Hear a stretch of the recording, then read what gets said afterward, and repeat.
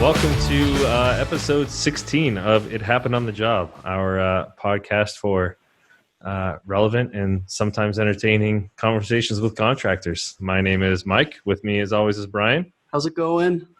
And our guest today is Gregory Cabello of Greca Construction. Did I get all that right? How you doing? Yes, you did. Perfect. I know we like to get the pronunciations right. Yeah, no, that's perfect. So, Gregory, before we kind of get into the meat of some stuff, let's learn a little bit about you. How'd you get started in the industry? Some steps along the way to where you're at now, and what kind of stuff you guys are doing now with Greca Construction. Well, right now, I started my whole construction since I was 15 years old. I come from a construction company family here in Mexico, and I started the architecture, and that opened more avenues for construction. During that time, I built some houses in Mexico, and I got invited to work with the municipality of Rosarito. At that point, Rosarito was part of Tijuana, so I got involved in politics. And in 1995, we turned Rosarito to be an independent municipality. So after that, I brought in the master plan for Rosarito. So when you go in, you can see the streets and lights and everything, and we distributed the whole thing because Rosarito was going to be independent. Well, during that time, I had an opportunity to go and work in Caltrans, this California Transportation. Yeah. And I went in to work within 1998. And I participated in the 125 bridge. That was my main thing. We had a good team. I was an assistant RE at that time.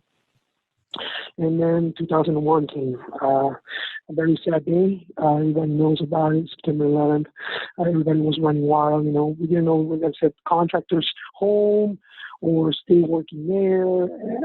It just was a new scenario for us, a new center. It was awful. So what they recommended me to do is go and sit down by the bridge, Coronado Bridge, just stay there, guarded, and people went to the offices, and we didn't know what to do, really. So after that happened, they started doing a lot of investigations, and people who had passports or HB1 and working there. So everybody got retired, and only a small circle of people who were veterans in Caltrans State. Well, at that point, politics were living in Mexico, and they wanted me to go and run for mayor of Rosarito. Oh, wow. So the thing wasn't economically too stable in Mexico. So I had my family, so I had to decide for my family. So I decided to stay in the States, even though we had this problem. At that point, I started furloughing people from Caltrans, and I got an opportunity to go and work with a government contractor. Can I mention names or? Yeah, of course. Yeah. Okay, I want to work with Markham Engineering, very nice contracting. They gave me the opportunity, not only me to, but to a lot of people. And we started working there. So we started growing. We started knowing the do and don'ts of it, the regulations. So we started learning. After that, I went up to go to another contractor, another government contractor, and start getting more involved because I was doing everything for them. I was from estimating, designing, certified payroll, subcontracting, everything. And then he, in fact, is one of my mentors, my great mentors over two.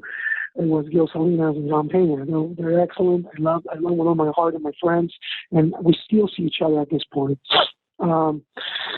And then after that, I started Greca. I decided to run for Greca, and that was John's suggestion. Why don't you do your own consulting thing? I know I did it to save money, but the main thing is that I wanted to do my thing myself. So he gave me the opportunity. So I started working like that.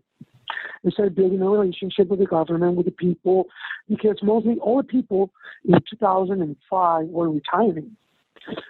And new people were coming in, new college grads and everything. So I started my venture with new college grads that now, and 15 years later, they're contract specialists. They're high ups right now. So I started building bridges with them, and that's how it all started. Then I had an opportunity to go and put my own company with another individual. It was called Cyber Professional Solutions. So we went into that project and got into the 8A program, which is a minority program that helps the contractors. If you're a minority and you put in that's a vehicle for you to get into the government. Now, it doesn't guarantee that you will get contracts in government. It just gives you the vehicle. The rest of the stuff is yours. Hey, there's a miracle, but you have to work to get the miracle. You know what I mean? Right. So I started working. And I guess the way I understand it, sorry to interrupt you, but just to make sure I'm clear, the way I understand it, because I think we've actually spoke to somebody about this before, that the way I understand it is that when people put jobs out to bid, they get money from the government, assuming that they allow a certain number of these certified contractors either on the job or as part of the job. Is that correct? Is that how it works? Mostly, but exactly that's how it works. The government signs a decree. It was done after World War II to help small businesses. Yeah. So the FDA is very involved in this. You got to get certified. Now, there's different certifications. There's veteran owned, woman owned, hub owned, and 8A, and small business. The government has certain percentage that they have to give you within the 4 quarters. So if they have, I think it's 8A is about 50 or 55%, and the rest they're divided. Yeah. I think the lower one is woman owned and veteran, and then hub zone. So it has certain percentage, and they have to make their mark. If they don't make their mark, like for instance, the Army Corps of Engineers, the Air Force, they don't make that mark, they don't get financed the following year. Right. That's why every single fiscal year starts in July, August, and September. August, they start sending projects to people. They're already marketed. They already know they're 8A, but they just don't give projects like, okay, this is an 8A, let's give it to them. No, they have to investigate. They have to have confidence in them. It depends on the person, the people, and the capacity of bonding they have. Yeah. Bonding is very important, very, very important if you want to get government projects. Now, it's not the same as doing private jobs, never, or commercial jobs. It's government jobs. The good thing about doing government jobs is that you get paid in 21 days. You send the billing, they approve it, and then you get paid 21 days. So the money flows. Now, it's very difficult. I done conferences, pro bono conferences. I started doing them in 2008 with my bonding company, some legal consultants, and a surety, and I sometimes invite people from the government. And I had a person raise their hand and say, I've been in this program for 8 years and never got nothing. I said, really? Yeah. Well, have you marketed? Have you done this? Have you gone into, because there's a page, a web page that's called, it used to be called Federal Ops, but everybody from all the United States, even all over the world, puts, because we have, the government has agents like the Army Corps there, really, and some of the other continents, so they put projects all over the world. So you go in there, you like this one, you go competitive. Sometimes they say 8 days also, you compete against other ladies. So this person said, I never got anything. Those things are already given. And I said, no, you're mistaken, sir. And I'm going to prove it right now. So I never done this before. Okay, I just told anybody. I picked like 4 or 5 contractors who were there. Can I have your cards? Yeah. So I got the cards. And I called one of the contract specialists from. I remember it was from 29 Palms. And I made this phone call right there and there. And I said, hi, this is, and I picked up the call, and this is ABC Construction, and I'm just wondering if I can speak to the small business representative there. And she said, well, she's not in. Well, maybe I can speak with you. I need to know if I can do a capability presentation. And then she guided me. She said, oh, no, I know I can, I'm going to forward you to another person. So she put me to a contract specialist. I started talking to her in front of everybody. Hey, my name is X guy, and I have a DNC contracting company.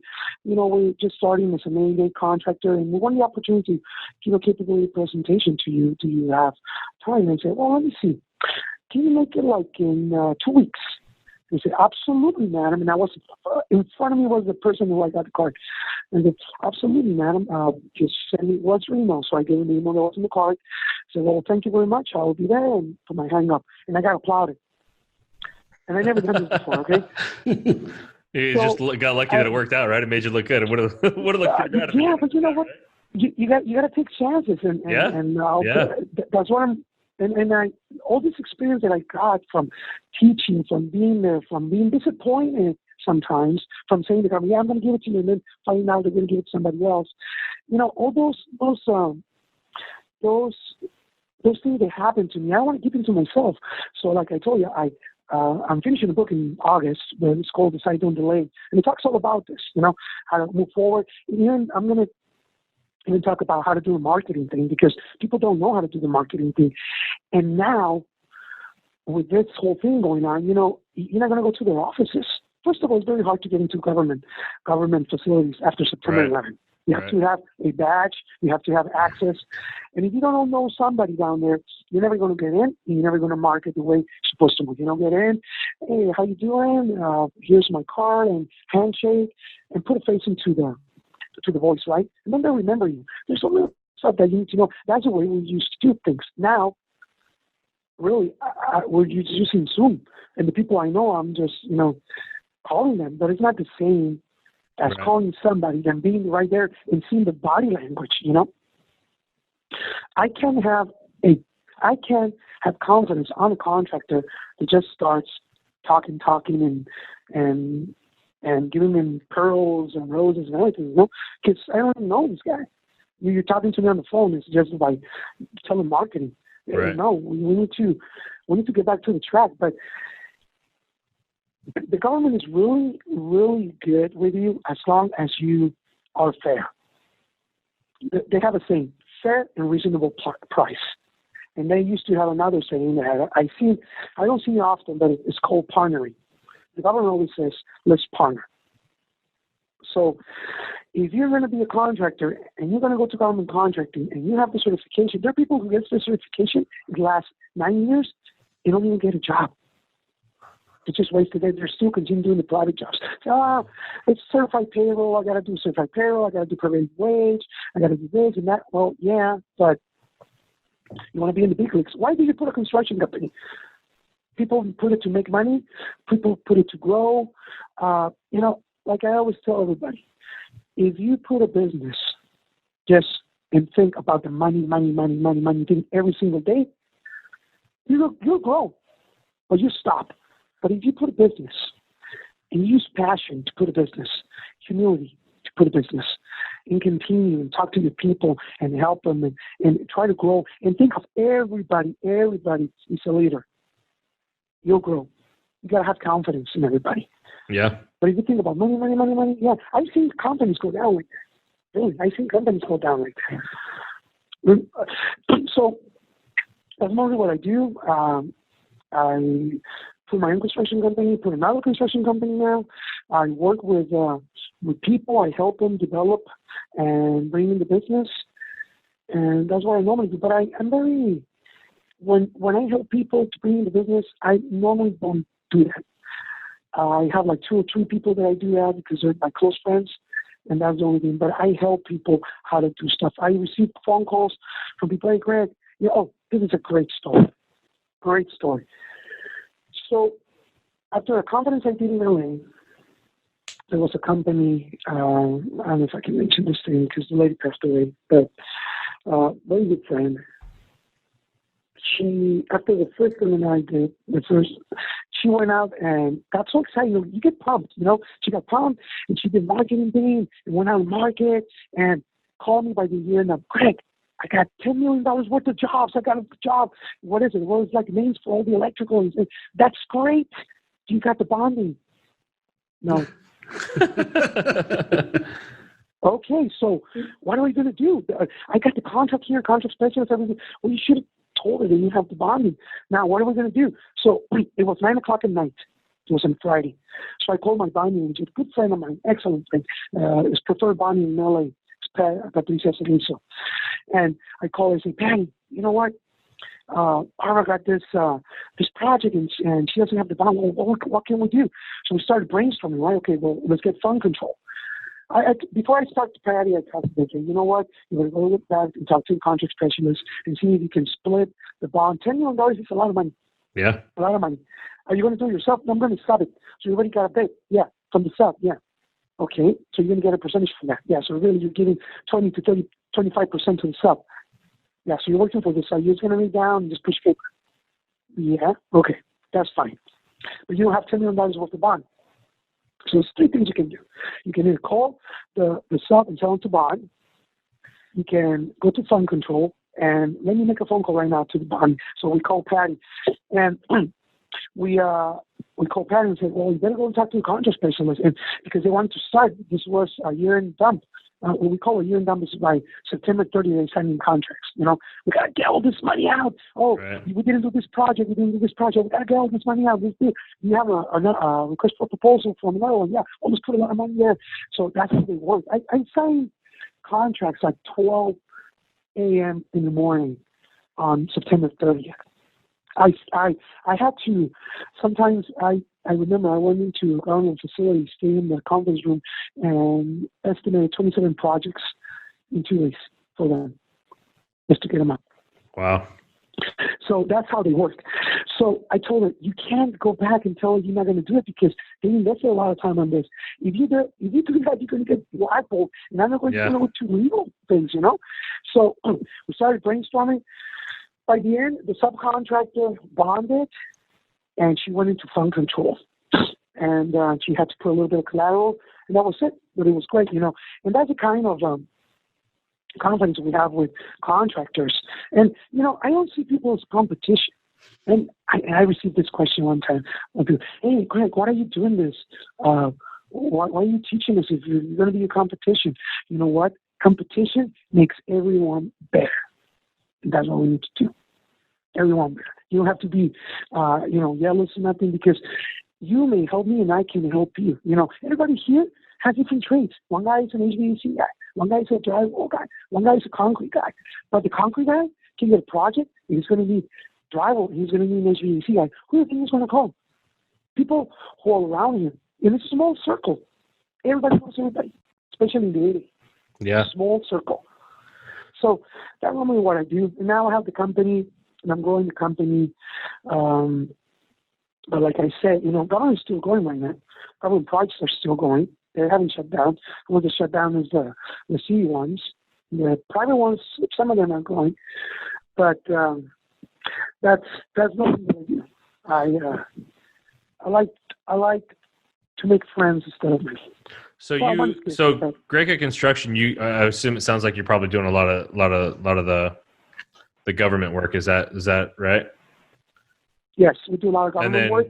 And then what you're doing as far as helping friends, that's more of a passion. It's not necessarily a consulting business or anything per se, right? It's just something you like doing, helping people out and where you can. Yeah, because I help my subs. If I call one of my subs to have a problem at 3:00 in the morning, he'll jump. And I'll do the same for him. You have to build your own bridges. In construction, everybody's trying to beat the other guy. Yeah, sure. But somehow you're going to need that little mice to go through the little net, remember? It's just like that. Yeah. You got to help each other, And I have 3 rules in construction. First rule, be humble. Second rule, be humble. Third rule, be humble by the person. Correct me if I'm wrong, but that sounded like the same rule 3 times. Yeah, the same rule. So that's the thing. You got to have common sense. For instance, you talk, hey, Greg, I want to build a house. I want to build for instance, you're a musician. All right, I'm not going to build a square house with gray walls. I'm going to build you a big, huge house in the hill with some rocks inside, but a big, huge window. You have your inspiration with you, And then, okay, well, it's going to cost you $1 million. Well, I have $950. I had $800,000. Or right. So what I do, I don't go, no, it's going to say this. I'm going. I help people. That's the way. That's the way of the construction guy. Professional people have to help the people that really don't know. That's the client. It's their money. It's not your money. You got to remember that. It's their money. You're still going to get your profit. You're still going to get your overhead. Just give them what they want and be happy. In those relationships, I see clients around, and I'm in a restaurant, and they send me a bottle of wine. Who does that? Yeah. I I see the kids grow. I build a house, and I see the kids grow. Hey, Mr. Cabello, hey, how you doing? How's the Chargers doing? I don't know because they don't in San Diego anymore. They ran away. Yeah, they ran away. So that's our construction company. Well, that's the way people run it differently. That's the way I run it. And my employees, we love to hear that. The passion obviously is infectious. I think it's definitely coming out, and we appreciate that. So with your construction company, you're working with the government, is there a specific trade that you guys are doing, or is it you guys more of a general, or what kind of work exactly are you doing with the government? We do design build. Okay.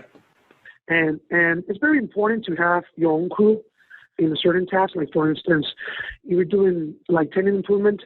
Well, you have a crew that installs floors, do sheetrock, do painting. So it's very important because it helps in the estimating, and you control your schedule.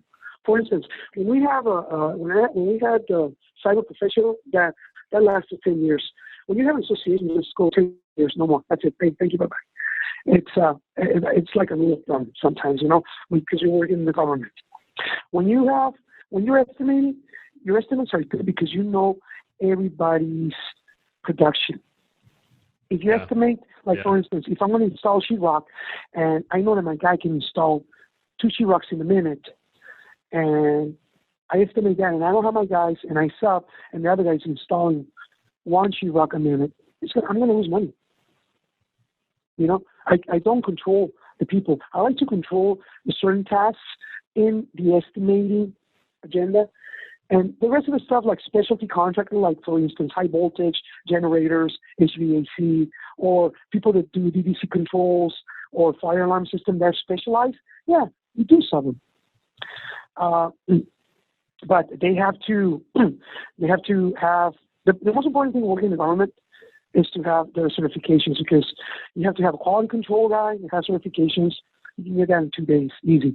So anybody that's hearing me and want to talk to me, just give me a call. I don't care. I can help them. The safety thing, you have to have a 30-hour OSHA 381 guy there, and your field person will have to be certified too. Now, right now, after September 11th, again, you want to work in the government, you have to have a clean record. You can't have any misdemeanors or nothing, because you're not going to get into the basis. So that kills people that have good employees and can't get in. You're checking every single one of your employees before you come on a job, is that? Well, remember I told you about the passion and I respect everybody and everything? My employees last with me for more than 15 years. Wow. Same guys. Same estimator, same secretary, same PM. My PM I've known for 30 years. Jeez. So you guys are close and tight, and basically can feel each other out in terms of the project itself and putting the projects together. You know each other very well. Yeah. Like, for instance, my people, they can grab me to my neck and choke me, and I can get a hint. Oh yeah, you're right. You can't be the only order there. Like I said, everybody's a leader. You gotta listen to them.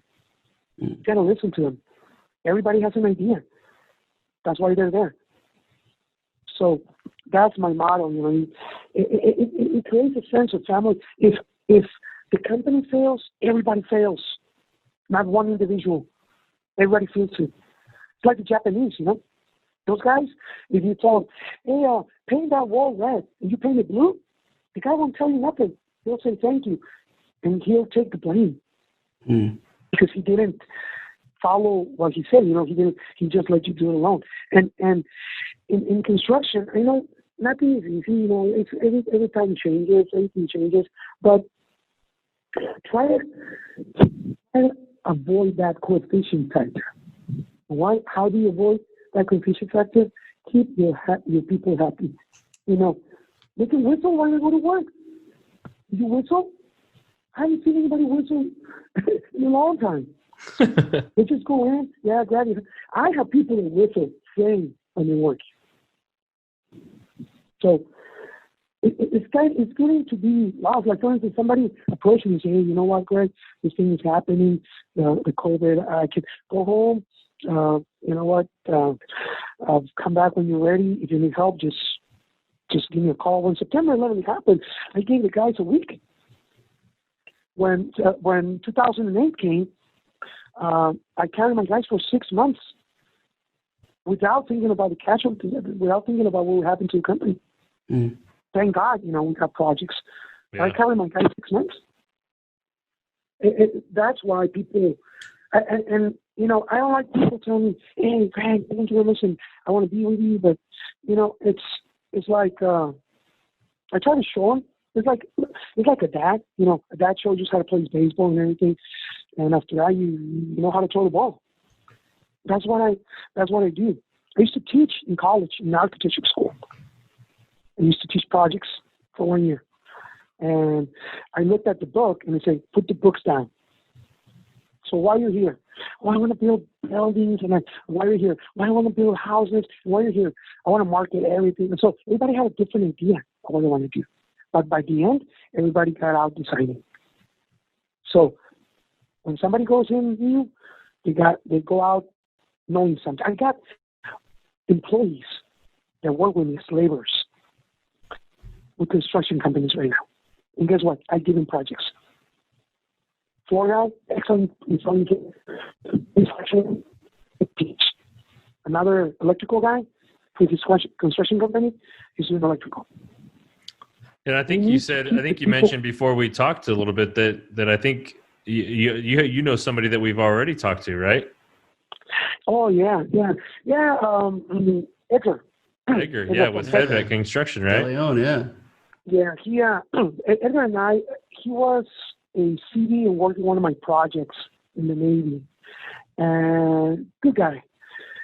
And after he retired, he went and worked at NAVAC.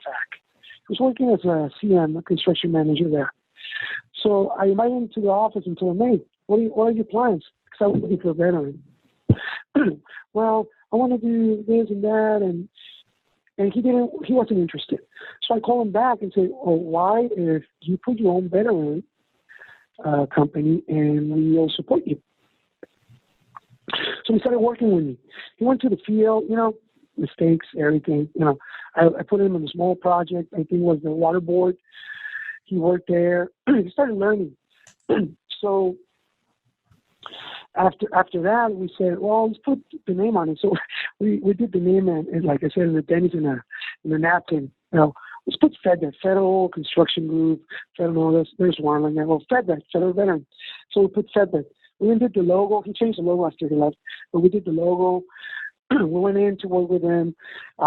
We did an investigation. The corporation. I was in the corporation first, and then later I had to leave because he couldn't get a certification if I was in the corporation because I already own a company. So after that, he partnered with one of my PMs and still going with FEDVET, and I'm lucky. I even got him the office, and I help them develop themselves, and they're doing good. They're doing good right now. That's great. That's awesome. That's so cool. Awesome. Yeah. But it's things, I'm a man of faith. I'm very Catholic, and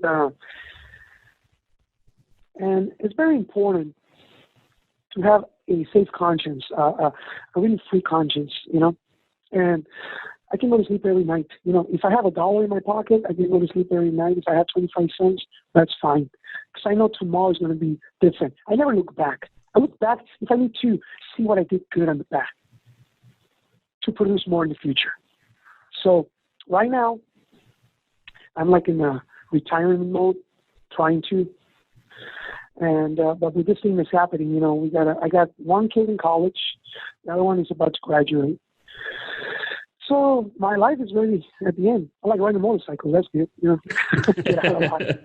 So are you kind of going into that? Are you training somebody at your company? You have some sort of succession plan there?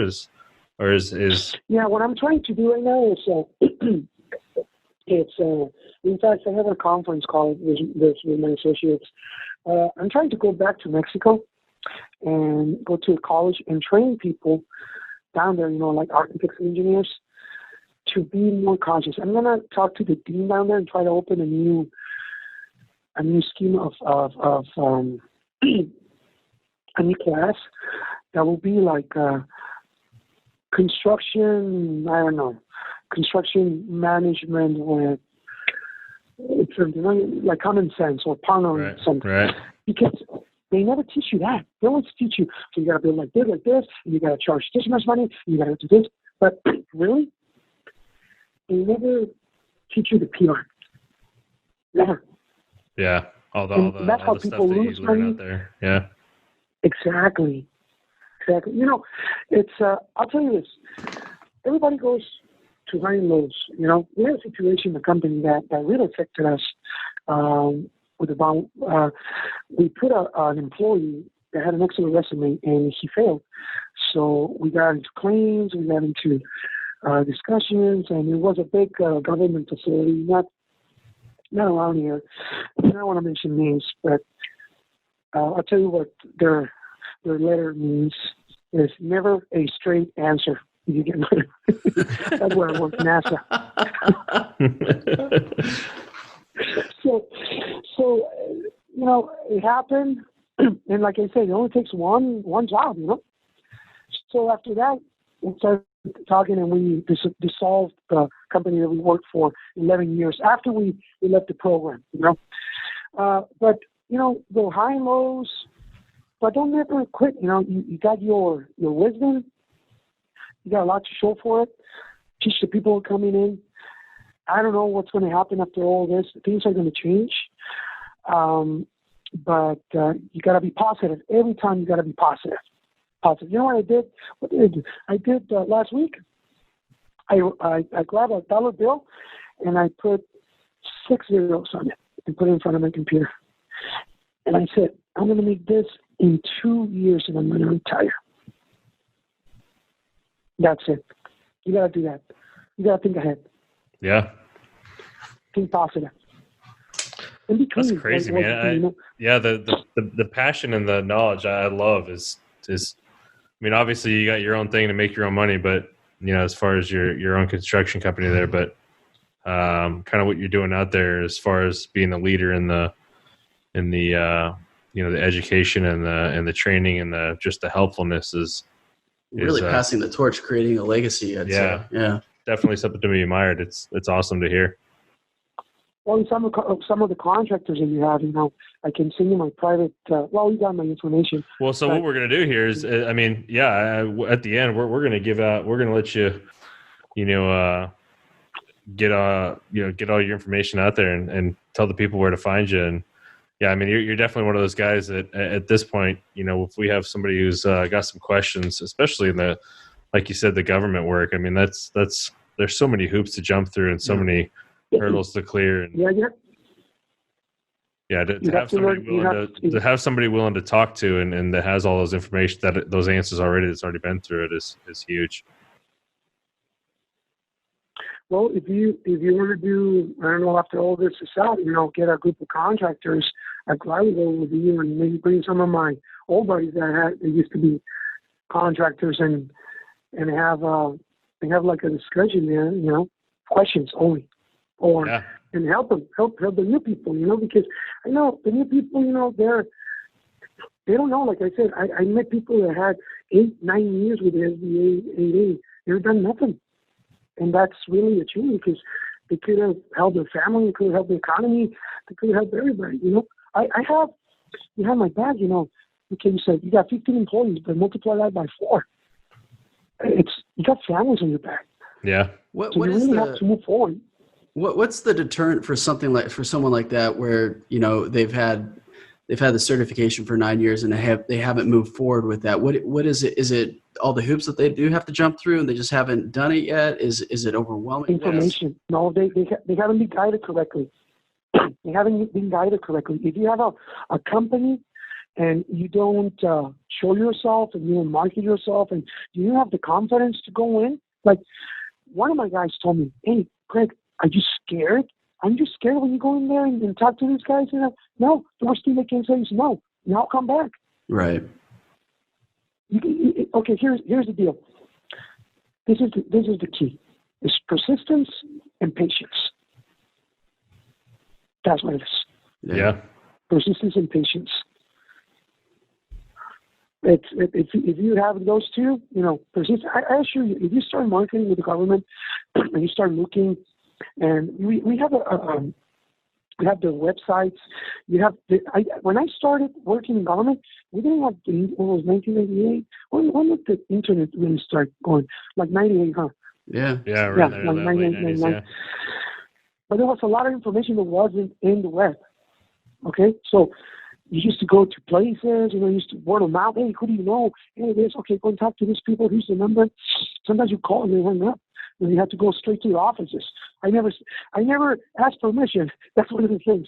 I just went into the government facility and say, and well, that's what I'm saying. Once they see you, they can't say no. Yeah. Now you call in. Case for yourself. Yeah. Yeah. But when you call in, hey, hi, my name's Bird. Okay, that's it. You hang up. So there's a lot of ways. The old way works. I gotta see the new ways how they do it. But the people that have 9 years with they haven't been guided. There's an agency, the SBA can help you score. There's another agency that can help you score. Is your name. And there's some nonprofit organizations that can help you as well. But it's not been like going bold with people. You go this, you have this problem, you do this. You have this, you go this. Don't go to all the bureaucratic thing. Just do the right thing. Just go in and get in there and grind and do it. And that's how I always talk to these people. One time a lady asked me, Gregory, I'm getting this job and they're asking for a union guy, but I don't know the union guy. He's going to be expensive and he's going to waste time and delay my guys with their working. What can I do? You know what you can do? Okay, how much is it? They're going to pay you for the union guy, right? Yeah. Okay, that's fine. Hire the union guy, sit him down in the office, and that's it. Leave him there. Don't use him. They're still going to pay you for it, yeah? So you tell me that when you put one of your guys, this guy's going to do 3 times production than the union guy? Yeah. Okay, so let me tell you something else. Union guys, if they get hurt, that could hurt you. Union guys, if they work lazy, it can hurt you too. So what do? You just sit them down. You just put them to do paperwork or something, and they can't quit because they want to tell you, can you change me? Yeah, you change it. But you continue with your work and finish it. You get paid for your union guy. You get paid for your job. You finish on time. You finish ahead of schedule. You know your money. That's how you do it. Just talk bold to the people. And that's experience. I done that because this guy was so lazy. And he was going. I'm telling you, this guy grabbed a ladder, and I had a safety meeting that morning. I was watching everybody work. This guy grabbed a ladder, and he didn't straight. He was going up the ladder.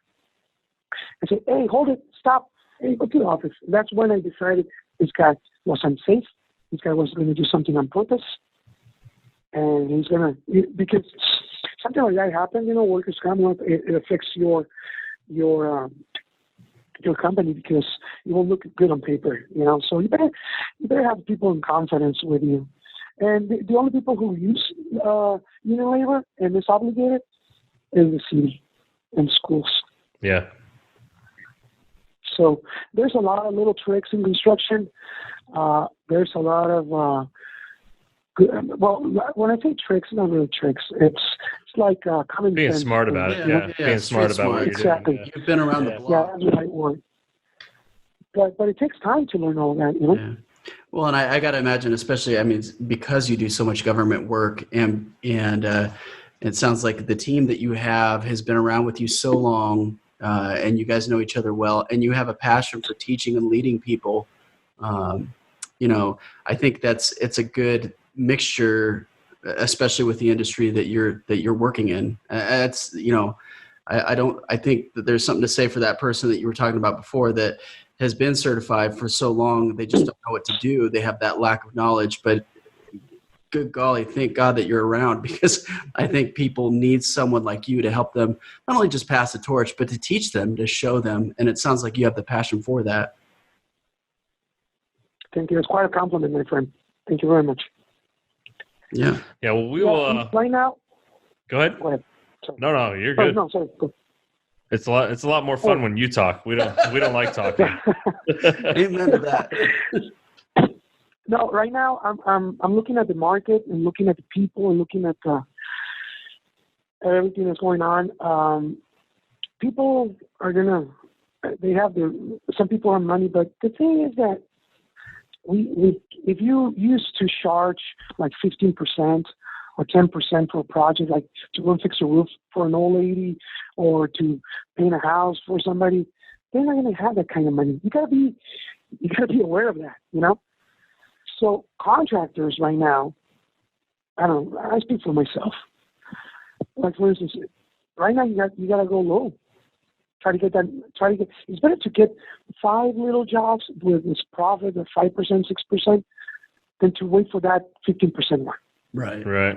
That's how people cash flow. That's how people need to think right now. And it's just a hint, a thing that I'm working on right now. You know, because you're still gonna have your same money, you're still gonna move forward. The thing is how to get jobs. People are gonna save their money. Nobody's paying, nobody's buying, nobody's working. So you tell me. You know, we people who have a trade need to help other people right now. Yeah. I do a lot of pro bono. My sister is helping in Mexico. They just designed a mask for the doctors. The government is not helping them. They're not releasing money. So she's a producer. She works for Netflix, but she and her fiance, who's an engineer, designed this thing with a lot of other friends. One of those diving masks that you put on the front. Oh, yeah.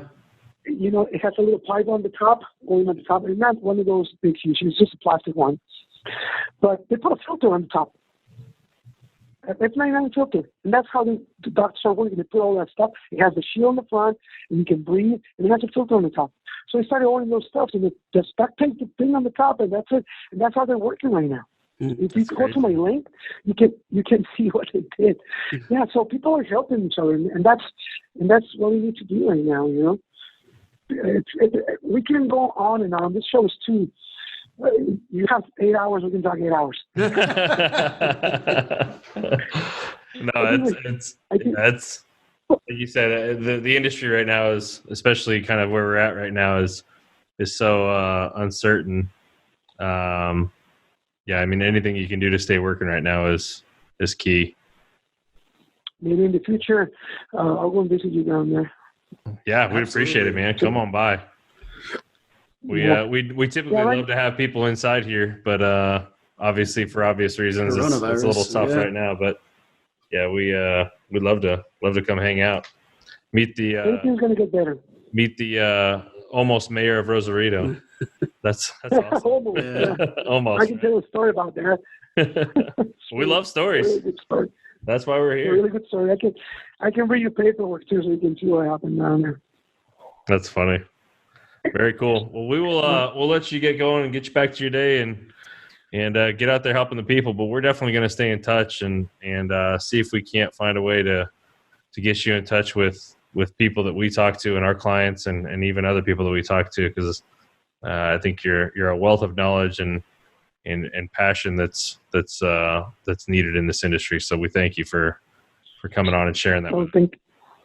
Thank you very much. Well, I'm available for anybody. Thank you for inviting me, and I appreciate you listening to me.